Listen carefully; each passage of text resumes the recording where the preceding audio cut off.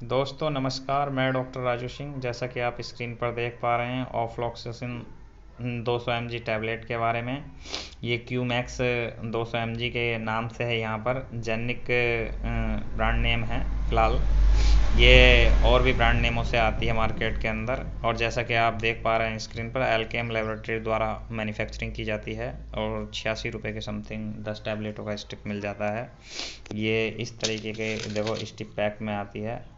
ये अदर नाम से भी आती है ये ऑफ्लॉक्सासिन के नाम से आती है, जेनफ्लॉक्स के नाम से आती है, और ऑफ्लाजिन के नाम से आती है। इंटास कंपनी की भी आती है और अदर ब्रांड नेमों से आती है। आपके एरिया में जेनफ्लॉक्स के नाम से आती है और क्यूमैक्स के नाम से यहाँ पर हम चर्चा कर रहे हैं। आपके एरिया में किस नाम से मिल रही है आप देख लेना। बहरहाल कुल मिलाकर साल्ट कॉम्बिनेशन उसमें जो है ऑफ्लॉक्सासिन होना चाहिए। 200 mg की स्ट्रेंथ में भी आती है ये, और 400 mg की भी स्ट्रेंथ में आती है। यहाँ पर हम चर्चा कर रहे हैं ऑफ्लॉक्सासिन 200 mg के बारे में। अब बात कर लेते हैं इसके यूजेस के बारे में। देखिए, ये जो है मूत्र मार्ग के संक्रमण में काम करती है और RTI के इन्फेक्शन में काम करती है, पेट के संक्रमण में काम करती है, पेट के सूजन में काम करती है, पेरिटोनाइटिस में काम करती है, जननांग संक्रमण में काम करती है, पेट के और आंतों के संक्रमण में काम करती है, कोमल ऊतक संक्रमण सॉफ्ट टिश्यू इन्फेक्शन में काम करती है, घुनोरिया में इसका यूज किया जाता है। क्योंकि शरीर के अंदर कहीं भी कोई भी इन्फेक्शन है तो ये उस बैक्टीरियल इन्फेक्शन को कवर करती है, और ये फ्लोरोक्विनिनोल्स ग्रुप की मेडिसिन्स होती है। ये हर मेडिकल स्टोर पर बड़ी आसानी से मिल जाती है, और जेनिक जो दवाई होती है वो सस्ते रेटों में मिलती है, और एथिकल जो दवाई होती है वो थोड़ा महंगे रेटों में मिलती है, और स्टैंडर्ड जो दवाई होती है वो 10 या 20% के मार्जिन से मिलती है। जो भी नर्सिंग स्टाफ इस वीडियो को देख रहा है वो खुद समझ सकता है कि ये बात सही है या गलत है। कान के संक्रमण में इसको दे सकते हैं, गले के संक्रमण में इसको दे सकते हैं, फेफड़ों के संक्रमण में इसको दे सकते हैं, टाइफाइड के संक्रमण में इसको दे सकते हैं, नमूनिया के संक्रमण में इसको दे सकते हैं। यानी कि कहने का मतलब यह है, किसी भी तरह का कोई भी बैक्टीरियल इन्फेक्शन है उसको ये मेडिसिन किल कर देती है, और बैड बैक्टीरिया को किल करती है, ना कि गुड बैक्टीरिया को। क्योंकि हमारी बॉडी के अंदर दो तरह के बैक्टीरिया होते हैं, गुड बैक्टीरिया और बैड बैक्टीरिया। ये बैड बैक्टीरिया पर अपना असर करती है। अब बात कर लेते हैं इसके डोजेस के बारे में। इसकी मात्रा रोग की अवस्था और इन्फेक्शन की कॉम्प्लिकेशन के अनुसार दी जाती है, आवश्यकता अनुसार दी जाती है। किसी में 200 mg सुबह शाम दी जाती है, किसी में अगर क्रिटिकल प्रॉब्लम है तो 400 mg सुबह दोपहर शाम भी देने की सलाह दी जाती है। ये मूत्र मार्ग तथा प्रजनन अंगों के संक्रमण विकारों में 400 से 800 mg प्रतिदिन भी देने की सलाह दी जा सकती है।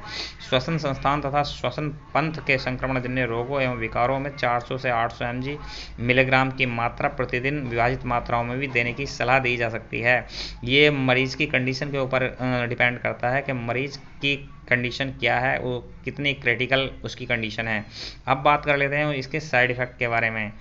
यह अति संवेदनशीलता, एलर्जी, आमाशय आंतों की गड़बड़ी, पेट में पीड़ा, जोड़ों में दर्द, मांसपेशियों में दर्द, स्किन रैशेस आदि विषैले विकार संभावित होते हैं। इस आदि साइड इफ़ेक्ट देखने को मिल सकते हैं। नोशिया, वॉमिटिंग, जी मिचलाना, बीपी हाई होना, शरीर में गर्मी हो जाना, ये सब इसके साइड इफ़ेक्ट देखने को मिल सकते हैं।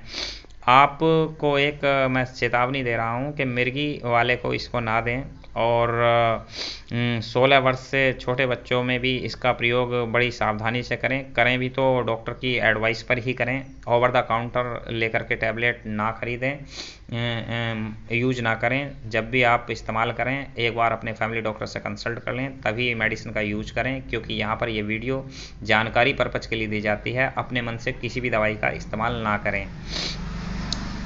दोस्तों ये काफ़ी ब्रांड नेमों से मिलती है, ऑफ्लॉक्स, जेनफ्लॉक्स और क्यूमैक्स, ऑफ्लाजिन, फ्लैजिन आदि नामों से मिलती है। आपके एरिया में किस नाम से मिलती है, आप किस नाम से आपको मिल जाती है, उस नाम से आप खरीद करके इस्तेमाल कर सकते हैं, लेकिन एक बार डॉक्टर की सलाह अवश्य ले लें। अब बात कर लेते हैं एक बहुत ही अच्छे ट्रिक की।